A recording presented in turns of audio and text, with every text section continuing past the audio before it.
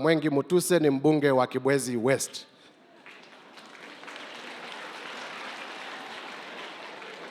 Nashukuru Mwenyezi Mungu kwa sababu Biblia inatuambia kwamba sisi tunapanga lakini Mwenyezi Mungu ndiye anawezesha. Tulipanga kupitia kwa ndugu yetu Musambi, kupitia kwa Bishop kwamba rais atakuja hapa leo. Tumshukuru Mungu kwa sababu ameifanya ikatimia. Mheshimiwa Rais, sitaki ninene mengi kwa sababu katika kitabu cha Ecclesiastes, paraphrasing, Biblia inatueleza kwamba there is a time for everything. Leo ilikuwa ni siku yetu ya kuomba, na baada ya kuomba tujenge kanisa. Na mimi nikiangalia wananchi wanataka kusikiza rais. Sisi mnashinda na sisi hapa kila siku. Nyinyi mnataka kusikia rais ama mnataka kusikia sisi?